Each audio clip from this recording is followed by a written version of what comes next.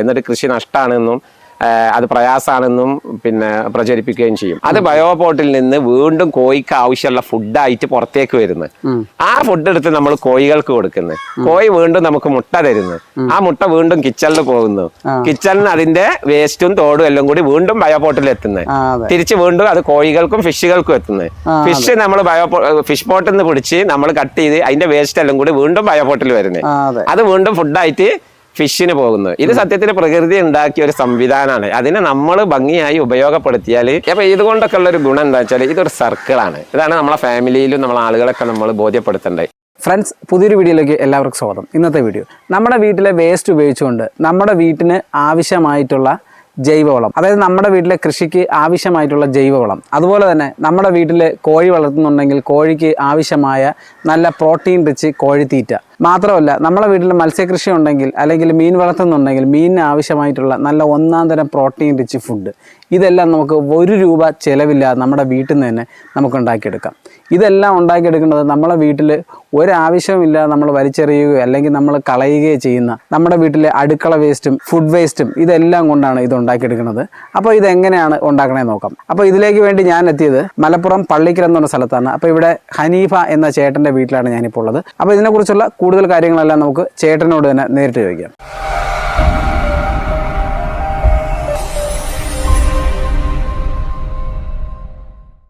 ചേട്ടാ നമസ്കാരം. നമസ്കാരം. അപ്പോൾ ചേട്ടാ, നിങ്ങൾ ഈ വീട്ടിലെ വേസ്റ്റ് കൊണ്ടേ നല്ല രീതിയിൽ കോഴിക്ക് തീറ്റ കൊടുക്കുന്നു, അല്ലെങ്കിൽ കോഴിക്ക് തീറ്റ ഉണ്ടാക്കുന്നു, മത്സ്യത്തിന് ഭക്ഷണം ഉണ്ടാക്കുന്നു എന്നൊക്കെ ഞാൻ കേട്ടിട്ടുണ്ട്. അപ്പോൾ എന്തൊക്കെയാണ് ഇതിൻ്റെ സംഭവങ്ങൾ, അപ്പോൾ എന്തൊക്കെയാണ് ഈ കാര്യങ്ങൾ ഒന്ന് വിശദമാക്കി പറഞ്ഞു തരും. ഇത് ഏകദേശം ഒരു 4 വർഷം മുമ്പ് ഞാൻ അസംബിൾ ചെയ്തിട്ടുള്ള ഒരു ബയോപോട്ട് സിസ്റ്റമാണ് നമ്മളെ ഇതിൻ്റെ ബേസ്. അപ്പോൾ ശരിക്കും കോഴികളെ കൂട്ടിലിട്ട് വളർത്താൻ ആഗ്രഹിക്കുന്ന ആളുകൾക്കും അതേപോലെ തന്നെ ഫിഷ് പോട്ടിൽ വളർത്താൻ ആഗ്രഹിക്കുന്ന ആളുകൾക്ക് ഈ ബയോപോട്ടിലൂടെ ശരിക്ക് 3 പ്രൊഡക്റ്റാണ് ബൈ പ്രൊഡക്റ്റ് ആയിട്ട് നമുക്ക് കിട്ടുന്നത്. അതാണ് ഇതിലുള്ള ഏറ്റവും വലിയ സന്തോഷം. നമ്മുടെ കിച്ചൺ വേസ്റ്റ് നമ്മൾ എന്ത് ചെയ്യണം എന്നറിയാതെ പ്രയാസപ്പെട്ടിരിക്കുന്ന ഒരു സാധനത്തിൽ നിന്ന് നമ്മൾ ക്യാഷ് കൊടുത്ത് വാങ്ങുന്ന കോഴിത്തീറ്റയും ഫിഷിന് കൊടുക്കുന്ന ഫുഡും നമുക്ക് ഫ്രീ ആയി ലഭിക്കുന്നു. അതോടൊപ്പം നമ്മളുടെ പരിസരം വളരെയധികം വൃത്തിയായി സൂക്ഷിക്കാനും നമുക്ക് കഴിയും എന്നുള്ളതാണ് ഒരു ബയോപോട്ട് സിസ്റ്റത്തിൻ്റെ ഏറ്റവും വലിയ പ്രത്യേകത.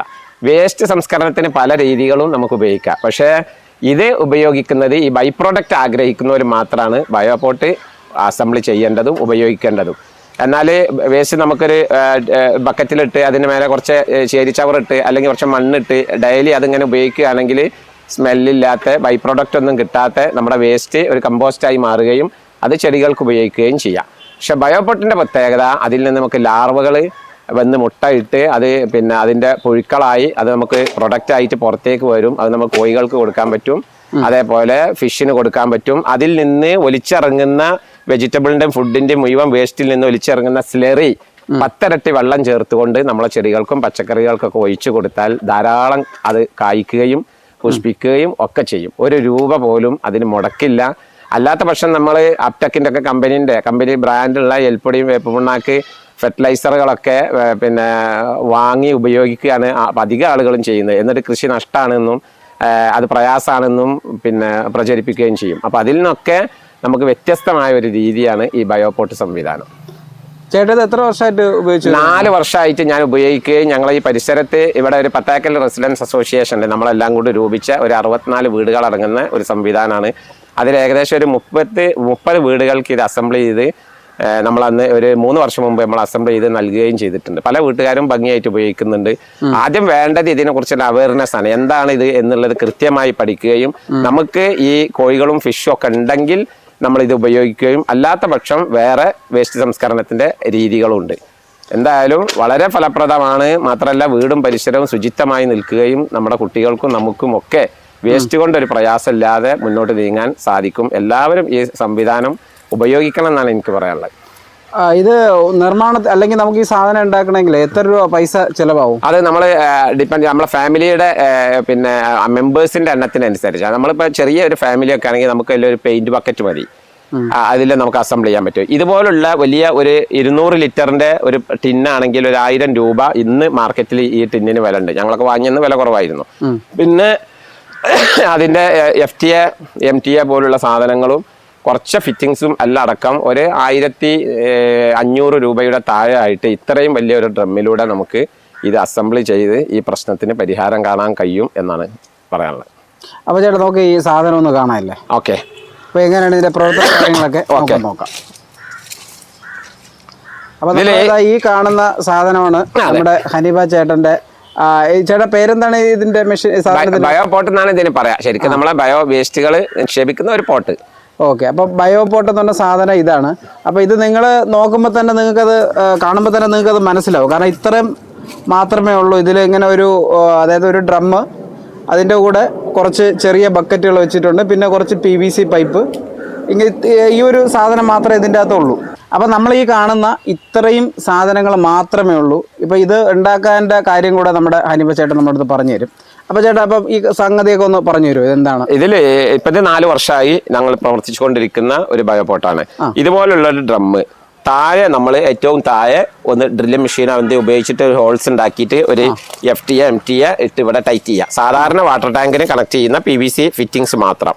അതിന് ടാപ്പ് വെക്കണമെങ്കിൽ വെക്കുക, അല്ലെങ്കിൽ ഇങ്ങനെ താഴത്തെ ഒരു ബക്കറ്റ് വെച്ച് കൊടുക്കുക. അതുപോലെ ഇതിന്റെ മുകളിൽ ഇതുപോലെ തന്നെ അതുപോലെ ഒരു ഹോൾസ് ഉണ്ടാക്കിയിട്ട് ഒരു FTA MTA ഒന്ന് അകത്തും പുറത്തും ഇതുപോലെ ഫിറ്റ് ചെയ്തിട്ട് ഒരു ഡ്രമ്മ് ഒരു ബക്കറ്റ് ഇതുപോലെ ഹോൾസ് ഉണ്ടാക്കിയിട്ട് ഇവിടെ വെച്ച് കൊടുക്കാം. ഇത്രയാണ് ഇതിൽ. പിന്നെ ഈ മുകളിൽ ഇതിന്റെ ടോപ്പിലും ഇതേപോലെ തന്നെ ഒരു FTA MTA ഫിറ്റ് ചെയ്യുക. പിന്നെ ഇതുപോലുള്ള ഇത് എന്തിനാ ഇങ്ങനെ ചെയ്തതെന്ന് വെച്ചാൽ വെള്ളം ഇറങ്ങാതെക്കാനാ.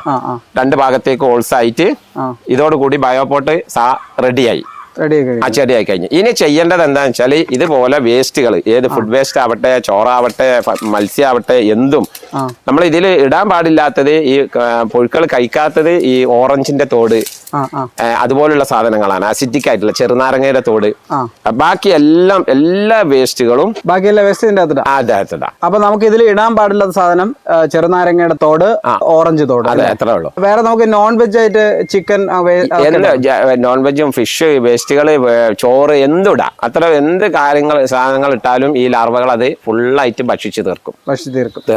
ഓക്കെ. അപ്പൊ നമുക്ക് തുറന്നു കാണാം. ഓക്കെ, ശരി ഏട്ടാ, ഒന്ന് തുറന്നു. അപ്പൊ നമ്മളിതൊന്ന് തുറക്കുകയാണ്. തുറന്നപ്പോൾ നിങ്ങൾ ആ അടപ്പിലുള്ള സംഭവം നിങ്ങൾക്ക് കാണാം, ഇതെങ്ങനെയാണ് ഫിറ്റ് ചെയ്തിരിക്കുന്നതെന്ന്. 100 കണക്കിന് ലാർവകൾ ഭക്ഷിച്ചുകൊണ്ടേയിരിക്കുക. ഉണ്ടല്ലേ? നമ്മൾ ഈ കാണുന്നത് കംപ്ലീറ്റ് പുഴുക്കളാണ്. ഇതിപ്പോ എത്ര ദിവസമായിട്ടുള്ള വേസ്റ്റ് ആണ്? ഇത് ഏകദേശം ഒരു 3 മാസമായിട്ടുണ്ടാവും. 3 മാസം. രണ്ടാമത് റീഫിൽ ചെയ്ത് വെച്ചിട്ട് 3 മാസമായി. മെച്ചോർഡ് ആയിട്ടുള്ള ലാർവകൾ ഈ പൈപ്പിലൂടെ കയറിയിട്ട് ആ ബക്കറ്റിലേക്ക് വന്ന് ചാടും. ഓക്കെ. അതിനാണ് നമ്മൾ ഇങ്ങനെ ഒരു പൈപ്പ് ഇതിന്റെ അകത്ത് വെച്ചത്. അതിന്റെ ആവശ്യം അതാണ്. ആ പൈപ്പിലൂടെ വന്നിട്ട് നേരെ ആ ബക്കറ്റിലേക്ക് ചാടും. അതിന് എടുത്ത് നമുക്ക് ഫിഷിനും കൊടുക്കാം. ഓക്കെ, ഞാൻ ഇതിന്റെ സ്ട്രക്ചർ ഒന്ന് ഇളക്കി നോക്കട്ടെ. ഓക്കെ. അപ്പൊ ഇത് നമുക്ക് ഇളക്കി എടുക്കാം. നമ്മൾ ഈ ബക്കറ്റിൽ ഇങ്ങനെ ഒരു ഹോൾ ഇടുക അല്ലേ? ബക്കറ്റ് അവിടെ വെക്കുക. നേരെ അതിലേക്ക് വന്ന് ചാടും. ഓക്കെ, ഇതിലോട്ടൊന്ന് ചാടും. അപ്പൊ നമ്മള് ഈ പൈപ്പിനെ നമ്മൾ ഇതിന്റെ അകത്തോട്ട് ഇറക്കി വെക്കുക. ഇറക്കി നമ്മൾ ആ വേസ്റ്റിൽ തട്ടി നിൽക്കുന്ന രൂപത്തിൽ. അത് ഈ പുഴുക്കൾ ഏകദേശം 1 മാസം കഴിഞ്ഞ് അതിന്റെ ഫുഡ് എടുക്കുന്ന പരിപാടി നിർത്തി കഴിഞ്ഞാൽ പിന്നെ അത് കയറി പുറത്തേക്ക് വരിക ചെയ്യുക. ജറകായി വീണ്ടും ബ്ലാക്ക് സോൾജിയർ ഫ്ലൈ ആയി പറക്കാനാണ് അതിലേക്ക് പുറത്തേക്ക് വരുന്നത്. ആ ഒരു സമയത്ത് നമ്മൾ എടുത്തിട്ട് ഫിഷിലേക്കും ചിക്കനിലേക്കും ഒക്കെ കൊടുക്കും. ഓക്കെ. നമുക്ക് ഈ പുഴുക്കൾ ഇഷ്ടം പോലെ ഇതിൻ്റെ അകത്ത് ഇപ്പോൾ ഉണ്ട്. ഇഷ്ടം പോലെ ഉണ്ട്. അതെല്ലാം രാവിലെ അങ്ങോട്ട് കയറി വരും, നല്ല പിന്നെ പുറത്തേക്ക് വരും. ഇതിന്റെ സൈഡിൽ കുറച്ചുണ്ട്. ഇവൻ ഇങ്ങനെ മുകളിലോട്ട് കയറി വരും. അത് നേരെ ഈ PVC-യിലൂടെ അകത്തേക്ക് വരും. ഓക്കെ. അപ്പൊ നമ്മൾ ഈ PVC അകത്തുനിന്ന് ഈ ബക്കറ്റിൽ നിറയുന്ന സാധനമാണ് നമ്മൾ പ്രൊഡക്റ്റ് ആയിട്ട് ഫിഷിനും കോഴികൾക്കും കൊടുക്കണേ. കോഴികൾക്കും കൊടുക്കണത്. ഓക്കെ. നമുക്ക് ഇതിലൊന്ന് വേസ്റ്റ് ഇടുന്നത് എങ്ങനെയാണെന്ന് നോക്കാമേ. ചേട്ടാ തുറന്നോളൂ. ഓക്കെ. അപ്പൊ ഇതുപോലുള്ള നമ്മളെ കിച്ചണിലുള്ള വേസ്റ്റ് എല്ലാം തട്ടി വെച്ചിട്ടുള്ള പാത്രത്തിലുള്ള വേസ്റ്റ് ഇതിലേക്ക് ഇതുപോലെ ഇടാം. ഇതിപ്പോ നമ്മള് കപ്പയുടെ വേസ്റ്റ് ഒക്കെ എല്ലാ വേസ്റ്റ് ഇടാം. വെജിറ്റബിൾ വേസ്റ്റ് ഇടാം, കപ്പയുടെ വേസ്റ്റ് ഇടാം, ചോറ് ബാക്കിയുള്ള ഇടാം, ഇറച്ചി ഇടാം. ഇനി പിന്നെ കോഴി എന്തെങ്കിലും ചത്ത കോഴി ഉണ്ടെങ്കിൽ അത് വരെ ഇടാം. ഒന്നിനും പ്രശ്നമില്ല. വേസ്റ്റ് ഇടുക. വേറെ ഒരു പ്രോസസ്സും ഇല്ല. വേസ്റ്റ് ഇട്ട് ഇതുപോലെ മൂടി വെക്കുക. 3 ദിവസം കഴിഞ്ഞ് ഈ വേസ്റ്റ് അഴുകി ഇതിനൊരു ബാഡ് സ്മെല്ല് വരുമ്പം നമ്മുടെ പ്രകൃതിയിൽ തന്നെയുള്ള ബ്ലാക്ക് സോൾജിയർ ഫ്ലൈ എന്ന് പറയും, കറുത്തിട്ട് കുറച്ച് വലിപ്പം കൂടിയിട്ടുള്ള ഈച്ച. അത് ഈ PVC പൈപ്പിനകത്തിലൂടെ ചെന്നിട്ട് ഇതിന്റെ അകത്ത് നമ്മൾ വല്ല ഫിൽറ്ററോ അല്ലെങ്കിൽ എന്തെങ്കിലും ഒരു ആർബോണിന്റെ കഷ്ണം എന്തെങ്കിലും ഒന്ന് കെട്ടിക്കൊടുത്താൽ അതിനകത്ത് ഫുള്ള് മുട്ട ഇടും. ആ മുട്ട വിരിഞ്ഞ് നേരെ വീഴുന്നത് ഈ ബയോപോട്ടിലേക്കാ, ഈ വേസ്റ്റിലേക്കാ, വേസ്റ്റിലേക്ക്. ആ പുഴുക്കളാണ് പിന്നെ നമ്മൾ ഇടുന്ന വേസ്റ്റ് തിന്ന് തീർക്കുക എന്നുള്ളതാണ് അവരെ ജോലി. അത് തിന്ന് തീർത്ത് അത് അവരെ ഫുഡ് എടുക്കുന്ന സമയം കഴിഞ്ഞ് അവർ നേരെ കയറി വന്ന് ഈ ബക്കറ്റിൽ ചാടും. പുഴുവിനെ നമുക്ക് ഉപയോഗിക്കാം. ഈ കോഴിയുടെ തീറ്റായി കൂടെ ഈ വേസ്റ്റ് അഴുകിയിട്ട് വരുന്ന സ്ലറി ഈ ബക്കറ്റിലൂടെ താഴേക്ക് വരും. അതൊരു 10 ഇരട്ടി വെള്ളം ചേർക്കുക, നമ്മുടെ പച്ചക്കറികൾക്കൊക്കെ ഒഴിച്ചു കൊടുക്കുക. ഒരു കാരണവശാലും അതേപോലെ ഒഴിക്കാൻ പാടില്ല, ചെടി കരിഞ്ഞു പോകും. അത്രയും സ്ട്രോങ് ആണ്. 10 ഇരട്ടി വെള്ളം, 1 ലിറ്റർ ആണെങ്കിൽ 10 ലിറ്റർ വെള്ളം ചേർക്കണം. ഓക്കെ. അപ്പൊ ഇതിലൊരു ഈച്ച ഇരിപ്പുണ്ട്, ഇതാണ് ബ്ലാക്ക് സോൾജർ ഫ്ലൈ. അത് നീളം ഉണ്ടായിരുന്നു, നല്ല നീളം. ഇതല്ല നീളം കൂടിയിട്ട് കറുത്തിട്ട് ശരിക്കും ബ്ലാക്ക് സോൾജിയർ ഫ്ലൈ തന്നെ, ഒരു സോൾജിയർ ആണത്, ഒരു ഈച്ചയാണ്. ഓക്കെ. ചേട്ടാ ഇത് ഒന്നുകൂടെ ഒന്ന് പറയാം. അപ്പൊ നമ്മൾ ഇതിന്റെ സ്ലറി നമ്മൾ എടുക്കുക.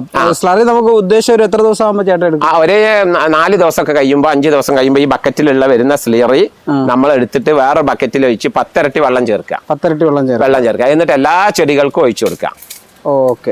എല്ലാ ചെടിക്കും എന്ന് പറഞ്ഞാൽ ഇപ്പൊ നമ്മുടെ പച്ചക്കറികൾക്ക്, പിന്നെ നമ്മളെ ചെടികളാണെങ്കിലും ഫ്രൂട്ട്സിന് ഒഴിച്ചു കൊടുക്കാം. ഇനി തെങ്ങാണെങ്കിലും കഴുങ്ങാണെങ്കിലും എന്തിനും ഒഴിച്ചു കൊടുക്കാം. എന്തിനും ഒഴിച്ചു കൊടുക്കാം. അപ്പൊ ചുരുക്കി പറഞ്ഞാൽ നമ്മള് എന്താ പറയാ, നമ്മള് ജൈവവളം നമ്മൾ വാങ്ങേണ്ട ആവശ്യമില്ല അല്ലേ? ചാണകം വാങ്ങേണ്ട ആവശ്യമില്ല. നമ്മൾ ചാണകം ഉണ്ടെങ്കിലല്ലേ നമുക്ക് ചാണകം ഉപയോഗിക്കണ്ടേ. ചാണകം കാശ് കൊടുത്ത് വാങ്ങി പച്ചക്കറി ഉണ്ടാക്കിയിട്ട് പച്ചക്കറി ലോസാണ്, നഷ്ടമാണ് എന്ന് പറയുന്നവർക്കൊക്കെ ആ ചാണകത്തിൽ അടങ്ങിയ കണ്ടന്റുകളൊക്കെ അടങ്ങുന്ന, അതേപോലെ എൽപ്പൊടിയിൽ അടങ്ങുന്ന ഫോസ്ഫറസ് മുതലുള്ള മുഴുവൻ അടങ്ങുന്ന സാധനങ്ങളും നമ്മുടെ കിച്ചണിലുണ്ട്. അതിനെ നമ്മൾ ക്രിയാത്മകമായി ഉപയോഗിക്കുക എന്നുള്ളതാണ് ഇതിൽ ഏറ്റവും പിന്നെ സൂട്ടബിൾ ആയിട്ടുള്ള രീതി. ചേട്ടാ, അപ്പൊ ഈ ഒരു സ്ട്രക്ചറില്ലേ, അതായത് ഈ ഒരു സാധനം, അപ്പൊ ഇതിൽ നിന്ന് നമുക്കൊരു എത്ര കോഴിക്കുള്ള തീറ്റ നമുക്കൊരു കിട്ടും? അത് നമ്മൾ ഇടുന്ന വേസ്റ്റിനനുസരിച്ചുണ്ടാവും. വേസ്റ്റിനനുസരിച്ചുണ്ടാവും. ചേട്ടാ ഇവിടെ കോഴി വളർത്തുന്നുണ്ടോ? ഉണ്ട്. ഞാൻ കോഴി വളർത്തി നമുക്ക് പഞ്ചായത്തിൽ നിന്ന് കിട്ടിയ കോഴികളെ നമുക്കും നമ്മുടെ അയൽവാസികൾക്കൊന്നും ശല്യമില്ലാത്ത രൂപത്തിൽ കൂട്ടിലിട്ടാണ് വളർത്തുന്നത്. ഓക്കെ. എങ്കിൽ ആ കോഴി കൂടെ ഒന്ന് കാണിച്ചു തരും. ഓക്കെ. 5 എണ്ണം ഉണ്ടായിരുന്നു. ഇതിലിപ്പോ 2 എണ്ണമാണ് ബാക്കി ഞങ്ങൾ അറുത്ത് ഉപയോഗിച്ചു. കരിങ്കോഴിയാണുള്ളത്. കരിങ്കോഴി. ഇത് ഈ കൂട് എങ്ങനെ കെട്ടിത്തൂക്കാനായിട്ട്? ആ കൂട് കെട്ടിത്തൂക്കാനായിട്ട് കുറുക്കന്റെ, നായികളെ, മറ്റുള്ള ആരെ ശല്യം ഉണ്ടാവില്ല, ഒരു പ്രയാസവും ഇല്ല. കൂട്ട് ഇങ്ങനെ വെക്കാണ്ടായ കാരണം കൂട് ക്ലീൻ ചെയ്യാൻ എളുപ്പമാണ്. പിന്നെ ജന്തുക്കളുടെ യാതൊരു അക്രമവും ഇല്ല, ഒരു പ്രയാസവും ഇല്ല. നേരെ ഈ ഡോറ് തുറക്കുന്നു, അവർക്കുള്ള ഫുഡ് അതിനകത്ത് ഇട്ട് കൊടുക്കുന്നു, ക്ലോസ് ചെയ്യുന്നു. ഓക്കെ. ചേട്ടാ ഡോർ തുറന്ന് കാണിച്ചു തരും. ഓക്കെ. സംഗതി ഉള്ളല്ലോ, കോഴി കംപ്ലീറ്റ് എയറിലാണല്ലോ. കോഴി എയറിലാണ്. ഇത് വലിയ കൂടായിട്ട് ഉണ്ടാക്കാം. ഇതിപ്പോ കിടക്കണ തന്നെ കരിങ്കോഴി. കരിങ്കോഴിയാണ്. കരിങ്കോഴി. നമ്മള് അത്യാവശ്യം ഫുഡ് നമ്മൾ ഇതിലേക്ക് ഇട്ട് കൊടുക്കും. നമ്മൾ പ്രോട്ടീൻ അടങ്ങിയ ഫുഡ് അതും അതേപോലെ പാത്രത്തിൽ വെള്ളം കൊടുക്കാൻ വേണ്ടിട്ട് അവിടെ ഒരു ബോട്ടിൽ ഓട്ടുണ്ടാക്കി അവിടെ കെട്ടി വെച്ചിട്ടുണ്ട്. അതിലൂടെ വെള്ളം കൊടുക്കും. ഇത് നമ്മള് മഴ നനയാതിരിക്കാൻ വേണ്ടി അതിന്റെ മേലെ ഒരു കവർ ഇട്ട് മാത്രം. മഴയും കൊള്ളൂല, ഒരു പ്രയാസമില്ല. ഈ കുറെ കഴിയുമ്പോ ഈ വേസ്റ്റ് എടുത്തിട്ട് ഒരു കൈക്കോട്ട് ഉപയോഗിച്ചിട്ട് അത് എടുത്തിട്ട് തെങ്ങിനും കഴുങ്ങിനൊക്കെ. ഓക്കെ. അപ്പൊ ഇതിന്റെ അതായത് കോഴിയുടെ കാഷ്ടമൊക്കെ ഇതിന്റെ നേരെ താഴെ വീകും. നമ്മൾ ഓസ് ഉപയോഗിച്ച് കഴുകും ചെയ്യാം. നമ്മൾക്ക് ഒരു പ്രയാസമില്ല. കോഴി വളർത്തലൊന്നും ഒരു ബുദ്ധിമുട്ടുള്ള കാര്യമായിട്ട് നമുക്ക് ഫീൽ ചെയ്യില്ല. അല്ല, ഇതിപ്പോ എത്ര വർഷമായി ഇങ്ങനെ ഒരു കൂടെ?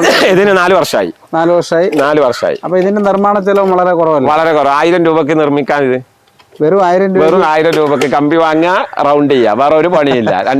ഇത് സിമ്പിളാണ്. വലിയ രൂപത്തിൽ ഉണ്ടാക്കുമ്പോ അതിനനുസരിച്ച് വരും. ഇത് ഇങ്ങനെ കെട്ടി തൂക്കിയാലുള്ള ഗുണം മറ്റുള്ള പ്രയാസങ്ങൾ നമുക്ക് ഉണ്ടാവില്ല. നമ്മള് വീട്ടിലില്ലെങ്കിലും ഒന്നും സാധനം നഷ്ടപ്പെടില്ല. നായ്ക്കളോ കുറുക്കന്മാരൊന്നും വന്ന് ഒന്നും ആക്രമിക്കൂല. ഈവൻ പാമ്പ് പോലും വരൂല. അതെ, പാമ്പ് പോലും വരൂല. 5 വർഷം നമുക്ക് ഉപയോഗിക്കാൻ പറ്റുന്ന ലാഭമാണ്. 5 വർഷം. ഒരു ബാച്ച് കഴിയുമ്പോ 2 വർഷം കഴിയുമ്പോ വേണമെങ്കിൽ ഒരു പ്രൈമർ പെയിന്റ് വേണമെങ്കിൽ അടിച്ചു കൊടുത്താൽ അത് അവിടെ കിടക്കും. വേണമെങ്കിൽ 2 വർഷം 3 വർഷം കഴിയുമ്പോ വേണമെങ്കിൽ നേരെ കൂടെ അയച്ചിട്ട് നമുക്ക് മെറ്റൽ പ്രൈമർ വാങ്ങിയിട്ട് അടിച്ചു കൊടുത്താല് പിന്നെ എത്രയും വർഷം ഉപയോഗിക്കാം. അതെ, നമ്മൾ ആ തുരുമ്പൊക്കെ ഒന്ന് കളയാം. വേണമെങ്കിൽ ചെയ്യാം, അത്രേ ഉള്ളൂ. ഇതിപ്പോ 4 വർഷമായി 5 ബാച്ച് കോഴി ഇതിന്ന് ഇപ്പൊ ഞങ്ങൾ ഉപയോഗിച്ചു. അപ്പൊ ഇതുകൊണ്ടൊക്കെ ഉള്ള ഒരു ഗുണം എന്താ വെച്ചാൽ ഇതൊരു സർക്കിളാണ്. ഇതാണ് നമ്മളെ ഫാമിലിയിലും നമ്മളെ ആളുകളൊക്കെ നമ്മൾ ബോധ്യപ്പെടുത്തേണ്ടത്. കോഴിമുട്ട നമ്മൾ ഉപയോഗിക്കുന്നുണ്ട്, ഫ്രൈ ആയിട്ടാണെങ്കിലും പുഴുങ്ങിയിട്ടാണെങ്കിലും. അതിന്റെ തോട് നമ്മൾ എന്താ ചെയ്യാ, നേരെ പുറത്തേക്ക് എറിയാ ചെയ്യാം. പകരം അതിന്റെ തോടടക്കം പൊടിച്ച് നമുക്ക് കാർഷിക കാര്യങ്ങൾക്ക് ഉപയോഗിക്കാം. അതേമാതിരി നമ്മൾ ഉപയോഗിച്ച പഴം, നമ്മളെ ഉപയോഗിച്ച ഇറച്ചിന്റെ വേസ്റ്റുകൾ നമ്മൾ ബയോപോട്ടിൽ ഇടുന്നു. അത് ബയോപോട്ടിൽ നിന്ന് വീണ്ടും കോഴിക്ക് ആവശ്യമുള്ള ഫുഡായിട്ട് പുറത്തേക്ക് വരുന്നു. ആ ഫുഡ് എടുത്ത് നമ്മൾ കോഴികൾക്ക് കൊടുക്കുന്നു. കോഴി വീണ്ടും നമുക്ക് മുട്ട തരുന്നു. ആ മുട്ട വീണ്ടും കിച്ചണിൽ പോകുന്നു. കിച്ചണിന് അതിന്റെ വേസ്റ്റും തോടും എല്ലാം കൂടി വീണ്ടും ബയോപോട്ടിൽ എത്തുന്നത്.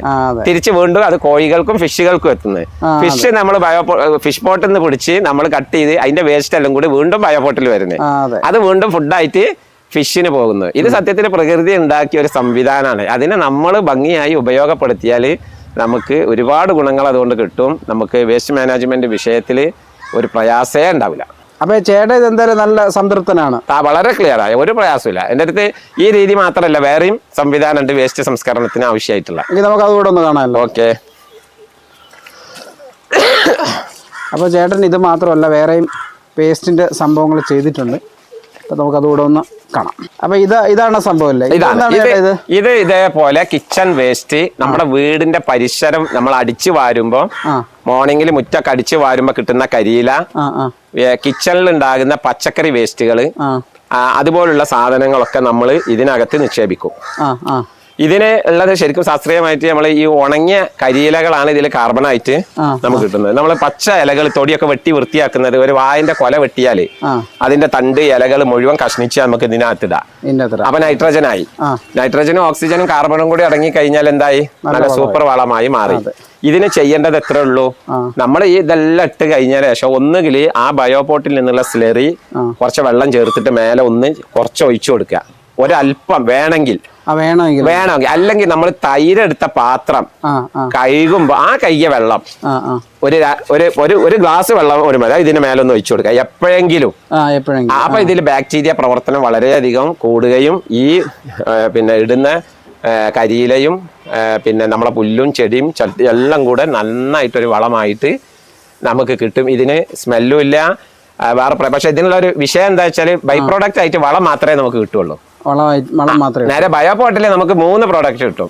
കമ്പോസ്റ്റ് വളം കിട്ടും, സ്ലറി കിട്ടും, ലാർവ കിട്ടും. അപ്പൊ നമുക്ക് ഈ വീട്ടിൽ മുറ്റോടിക്കുന്ന വേസ്റ്റ് ഒക്കെ നമുക്ക് ഇതിനകത്തിടാം.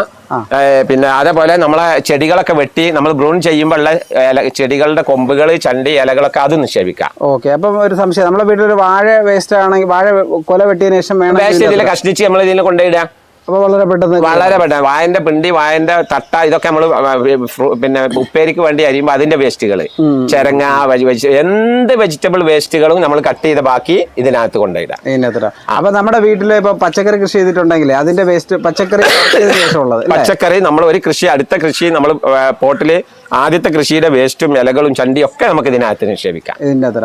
ഈ ഗ്രില്ല് എന്തിനാണ് ഈ ഗ്രില്ല് ഇത് വെച്ചതെന്ന് വെച്ചാൽ ഈ പൂച്ചകളും നായ്കളൊന്നും കയറി ഇതിൽ ആക്രമിക്കാതിരിക്കാനും പിന്നെ എത്ര വേണമെങ്കിലും നമുക്ക് ഇതിൽ ലോഡ് ചെയ്യാം.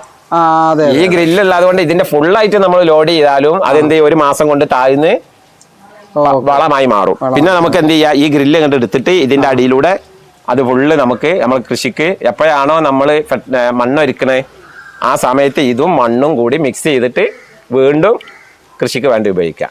ഒരു വീട്ടിൽ 2 ഉണ്ടെങ്കിൽ വളരെ ഒന്ന് ഇത് അവിടെ റെഡി ആയി കിടക്കുന്നത് ഇതുപോലെ ഒന്ന് ഇതും 2 റിങ് ഉണ്ടായാൽ മതി. നമ്മുടെ വീട്ടിലെ പരിസരത്ത് പിന്നെ വേസ്റ്റ് ഉണ്ടാവില്ല. ഇതിപ്പോ ഓൾറെഡി റെഡി ആയതാണ്. ഇതല്ല, ഇനി ഒന്നും കൂടി ഒന്ന് പൊടിയാനുള്ളത്. ഈ നിർത്തം നിന്നാൽ തന്നെ പൊടിഞ്ഞു പോകും, പൊടിഞ്ഞ് വേസ്റ്റ് ആവും. ഇത് മതി നമുക്ക് കൃഷി ചെയ്യാനും വാഴ ഉണ്ടാക്കാനും ചെടികൾക്ക് പച്ചക്കറികൾക്കും ഒക്കെ. ഇതാണ്ട് കുറ്റിക്കുരുമുളകൊക്കെ ഉഷാറായി കായ്ച്ചു നിൽക്കുന്നു. ഞങ്ങളെ വീട്ടാവശ്യത്തിനുള്ള കുറ്റിക്കുരുമുളക് ഇതിൽ നിന്ന് കിട്ടും. ഇതിന് നിങ്ങൾ നമ്മുടെ വീട്ടില് ഈ ഒരു വളമൊക്കെ തന്നെയാണ് കൊടുക്കുക? വേറെ എന്ത് വളത്തിന്റെ ആവശ്യമില്ല. ഇതെന്നെ മുളക് കായ്ച്ചിക്കുന്നു. കുറ്റിക്കുരുമുളക് കണ്ടോ? ഈ കുറ്റിക്കുരുമുളകുള്ള പ്രത്യേകത എന്താ, ഇത് എല്ലാ സീസണിലും ഇതിന്മേൽ കായ് ഉണ്ടാവും, മുളക് ഉണ്ടാവും. അല്ലാതെ നമ്മളെ വലിയ മുളകിന്റെ പോലെ ആ ഒരു വർഷത്തിൽ ഒരു പ്രാവശ്യമല്ല. ഇതപ്പോ നമുക്ക് പറിക്കാൻ വേറെ ആളുടെ ആവശ്യമില്ല. നമുക്ക് അപ്പൊ പച്ചക്കുരുമുളക് വേണം ഫിഷിലേക്ക് തോന്നിയാൽ നേരെ പറിക്കാൻ ഉപയോഗിക്കാം. ഇതിപ്പം അത്യാവശ്യം കാഴ്ചയൊക്കെ ഉണ്ട്. ഇത് വേറൊരു പ്രൊഡക്റ്റ് ആണ്.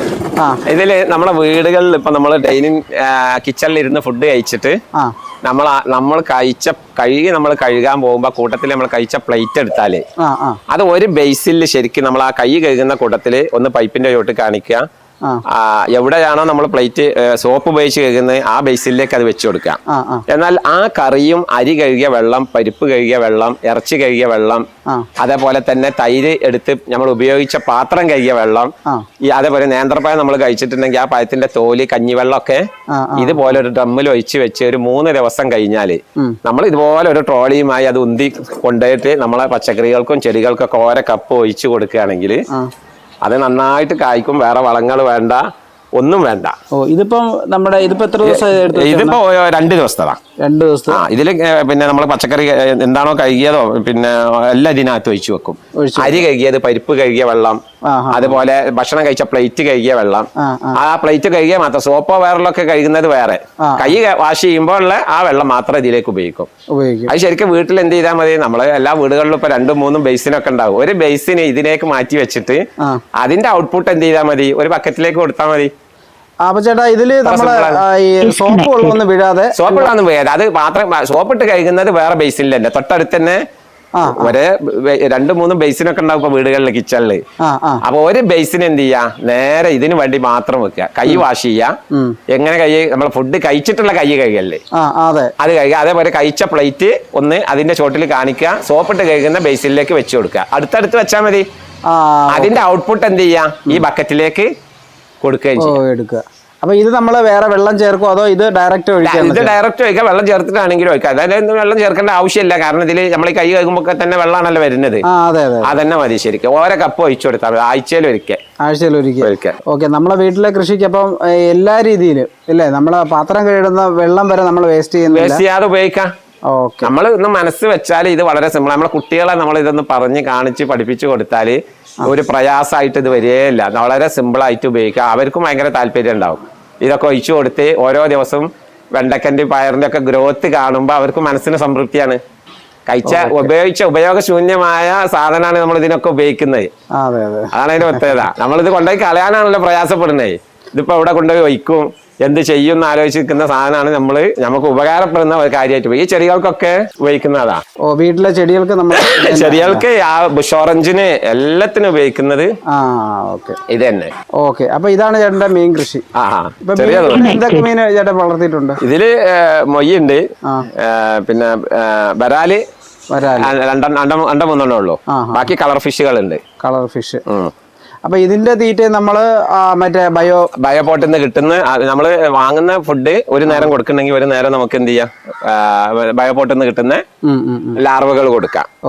പിന്നെ മാത്രമല്ല ഇതില് മോട്ടറോ അല്ലെങ്കിൽ എയർ സർക്കുലേഷന്, ഓക്സിജന് വേറെ കാര്യങ്ങളൊന്നും ഞാൻ ഇതുവരെ ചെയ്തിട്ടില്ല.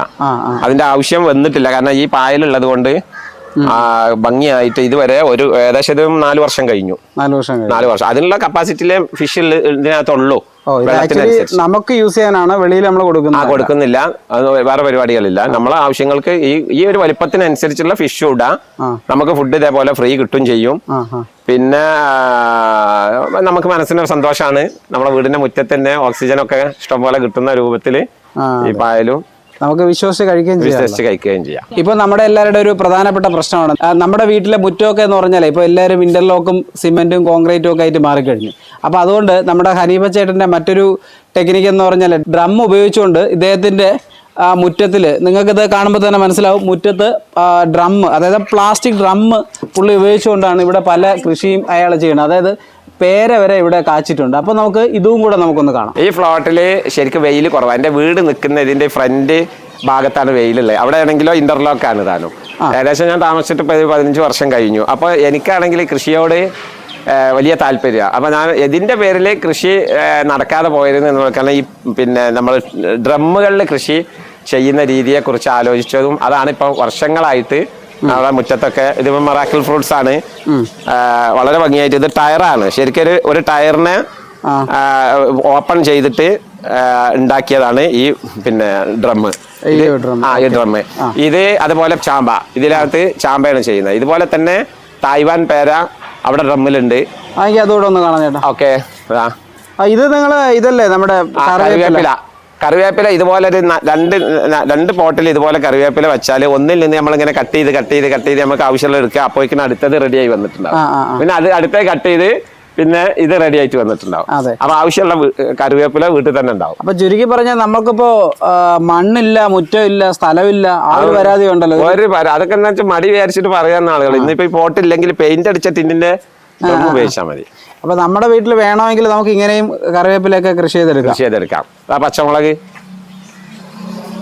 പച്ചമുളക്. ഇത് തായ്വാൻ പേരയോ? ഇത് തായ്വാൻ പേര, തായ്വാൻ ഗുവ. അത് നല്ല മുകളിൽ ലെയർ ചെയ്തിട്ടുണ്ട്, 3 കൊമ്പ് ലെയർ ചെയ്തിട്ടുണ്ട്. അതൊരു 10 ദിവസം കൂടി കഴിഞ്ഞാൽ കട്ട് ചെയ്തിട്ട് വേറൊരു പോട്ടിലേക്ക് വെച്ചാല് വീണ്ടും പേരക്കന്റെ തൈയായി. ഇതിപ്പോ വെച്ചിട്ട് എത്ര? ഇത് വെച്ചിട്ട് ഇപ്പൊ ഒരു 2 വർഷമായി. 2 വർഷം കാഴ്ച തുടങ്ങി. എത്രയോ ഞങ്ങൾ 700 ഗ്രാം ഉള്ളത് ഇതിൽ നിന്ന് എടുത്തിട്ടുണ്ട്. ഒരു പേര 700 ഗ്രാം, ഒരു പേരക്ക് 700 ഗ്രാം ഉള്ള. അവിടെ അബിയോ ഉണ്ട്, മാങ്കോസ്റ്റിനുണ്ട്, ഡ്രാഗൺ ഉണ്ട്. ഡ്രാഗൺ വെയിൽ കുറവുള്ള സ്ഥലത്താണ്, അതുകൊണ്ടാണ് കായ പിടിക്കാത്ത. ശരിക്കും നല്ല വെയിൽ വേണം. അബിയോ അതാ അവിടെ, ജയിന്റെ അബിയു നല്ല ഒരു 500 ഗ്രാമിന്റെ മേലെ ഉണ്ടായിരുന്നു ഞങ്ങൾ വിളവെടുത്തത്. വളരെ ടേസ്റ്റി ഫുഡാണ് അബിയു. നമ്മുടെ വളം തന്നെയാണ് കൊടുക്കുന്നത്. അതെ, ഒക്കെ ഈ വളം തന്നെ. ശരിക്കും എല്ലാവരും എനിക്ക് പറയാം അബിയു നമ്മൾ വാങ്ങി വെക്കണം. റംബുട്ടാൻ അബിയു ഒക്കെ നമ്മൾ കേരളത്തിൽ ഇപ്പൊ വെച്ച് പിടിപ്പിക്കേണ്ട ഫ്രൂട്ട്സിന്റെ കൂട്ടത്തിൽ ഏറ്റവും നല്ല റിസൾട്ട് ഉള്ളതാണ്. ഇത് ചാമ്പയാണ്, നന്നായിട്ട് കായ്ക്കും. ഇത് ഇതേപോലെ തന്നെ പോട്ടിലാണുള്ളത്. ഉണ്ടല്ലേ? ഇതും അതേപോലെ ഡ്രമ്മിലാണുള്ളത്. ഇതില് മുളകും ഉണ്ട്, പിന്നെ പേര, സ്ട്രോബെറി പേര. ഇതാ ഈ ഓറഞ്ച് ഈ പോട്ടിലാണ്, 3 വർഷം കഴിഞ്ഞു. ബുഷ് ഓറഞ്ച് കണ്ടോ, വളരെ ഭംഗിയായിട്ട്. ശരിക്കും നല്ല കാണാനും നല്ല ഭംഗിയാണ്. ഡ്രമ്മാണ് ഇത്. അതിന്റെ മേലെ ടയർ വേസ്റ്റ് ആയി നമ്മളെ വണ്ടിന്റെ ടയർ ഒഴിവാക്കുന്ന സമയത്ത് അത് കട്ട് ചെയ്തിട്ട് അത് ശരിക്കൊരു ബോർഡർ ആയിട്ട് കൊടുത്താൽ കാണാനും ഭംഗിയാണ്. അല്ലേ? വേറെ ആപ്പിളാണ് ഇത്, എലന്തപ്പഴം. ഡ്രമ്മിലാണ്. അതും ഡ്രമ്മിൽ. ഓക്കെ. അപ്പൊ ഡ്രമ്മിൽ കുറെ കൃഷി ഉണ്ടല്ലോ. കൃഷി ഇതുണ്ടോ? ഇത് നമ്മളെ മിൽക്ക് ഫ്രൂട്ട് അല്ല, മറ്റേ ഇതാണ് ബട്ടർ. ബട്ടർ ഇത് ബെഡ് ചെയ്തതാ. ബട്ടർ ബെഡ് ചെയ്തത് ഡ്രമ്മിലാണ്. ഇതിപ്പോ വെച്ചിട്ട് എത്ര വർഷം വരും? ഇത് വെച്ചിട്ട് ഇപ്പൊ 1 വർഷം കഴിഞ്ഞു. 1.5 വർഷമായി. ഡ്രമ്മിൽ ശരിക്കും കൃഷി നടക്കും. കാരണം നമ്മൾ ഇത് ഒഴിച്ചു കൊടുക്കുന്നത് കൊണ്ട് കൃത്യമായിട്ട് അതിന് വളം കിട്ടും. നമ്മളെ കിച്ചണിലല്ല, ഞാൻ നേരത്തെ പറഞ്ഞ കിച്ചണിന്റെ ബേസിൽ നിന്ന് വരുന്ന വെള്ളവും ബയോപോട്ടിൽ നിന്ന് എടുക്കുന്ന സ്ലറി, പിന്നെ 10 ഇരട്ടി വെള്ളം ചേർത്തിട്ട് അത് ഒഴിച്ചു കൊടുത്താല് പിന്നെ അത് പിന്നെ നമ്മളെ ഡ്രമ്മിലുള്ളതിന് വേറെ വളം ഒന്നും വലിച്ചെടുക്കാൻ പുറത്തുനിന്ന് എടുക്കേണ്ട ആവശ്യമില്ല. അതാണ് പ്രത്യേകത. അപ്പൊ നമ്മുടെ ഹനീഫ ചേട്ടന്റെ ഈ ഒരു ഐഡിയ നിങ്ങൾക്ക് പരീക്ഷിക്കാമെങ്കിൽ നമ്മളെ വീട്ടില് ഒരു തരി വേസ്റ്റായിട്ട് ഉണ്ടാവില്ല. നമ്മുടെ വീടും പരിസരവും നല്ല വൃത്തിയായിരിക്കും. പ്രത്യേകിച്ച് ഈച്ചയൊന്നും ഉണ്ടാവില്ല, മഴക്കാലത്ത് രോഗങ്ങളുണ്ടാവില്ല. ഇതിനെല്ലാത്തിനും പുറമെ ബോണസായിട്ട് നമ്മുടെ മത്സ്യത്തിന് തീറ്റ, അതുപോലെ കോഴിക്ക് തീറ്റ, പിന്നെ നമ്മളെ കൃഷിക്ക് ആവശ്യമായിട്ടുള്ള വളങ്ങള്. അപ്പൊ എന്തായാലും ചേട്ടന്റെ ഈ ഒരു ഐഡിയക്ക് thanks. Okay, you are welcome.